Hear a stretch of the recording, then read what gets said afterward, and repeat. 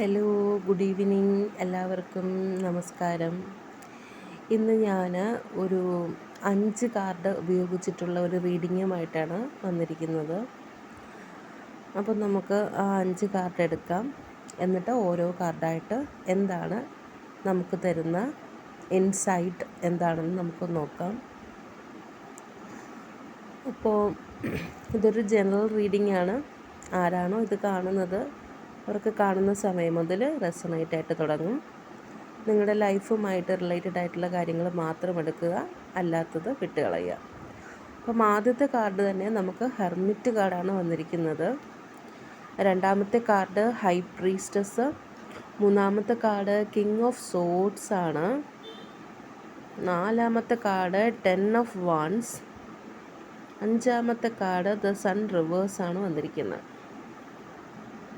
Okay, അപ്പോൾ hermit വന്നിട്ടുണ്ട്, high priestess വന്നിട്ടുണ്ട്, കിങ് ഓഫ് സോഡ്സ് വന്നിട്ടുണ്ട്, 10 ഓഫ് വാൻസ് വന്നിട്ടുണ്ട്, ദ സൺ റിവേഴ്സ് കാർഡും വന്നിട്ടുണ്ട്.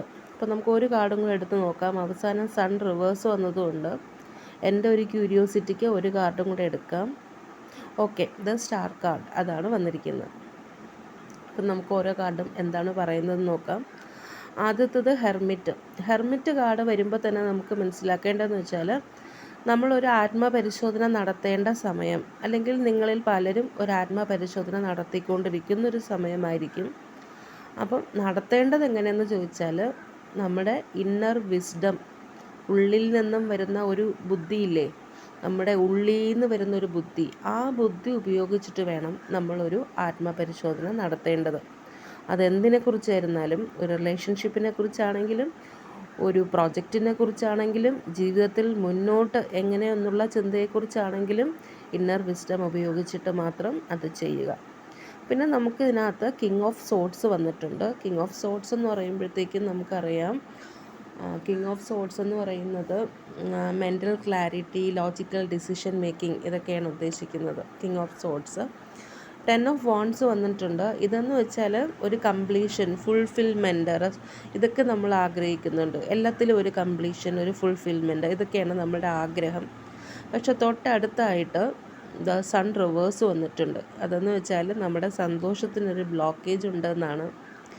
അപ്പം സന്തോഷത്തിനൊരു ബ്ലോക്കേജ് വന്നപ്പോൾ ഞാൻ ജസ്റ്റ് എന്താണ് ഇതിൻ്റെ എന്തെങ്കിലും ചെയ്യാൻ പറ്റുമോ എന്താണെന്നറിയാൻ വേണ്ടിയിട്ട് ഒരു കാർഡും കൂടെ എടുത്തു. ആ ഒരു കാർഡും കൂടെ എടുത്തപ്പോഴത്തേക്കും കുഴപ്പമില്ല, അതൊരു സ്റ്റാർ കാർഡാണ്. സ്റ്റാർ കാർഡ് എന്ന് പറയുമ്പോൾ നമുക്ക് യൂണിവേഴ്സിൻ്റെ ബ്ലെസ്സിങ്സ് ഉണ്ട് മുന്നോട്ട് പോകാൻ. ഹെർമിറ്റ് മോഡാണ് എങ്കിലും ചിന്തിച്ച് നമ്മൾ ഇന്നർ വിസ്ഡം ഉപയോഗിച്ച് മുന്നോട്ടുള്ള ലൈഫ് സന്തോഷകരമാക്കി മാറ്റാൻ യൂണിവേഴ്സിൻ്റെ ബ്ലെസ്സിങ്സോട് കൂടി നമ്മൾ ചില തീരുമാനങ്ങൾ എടുക്കും.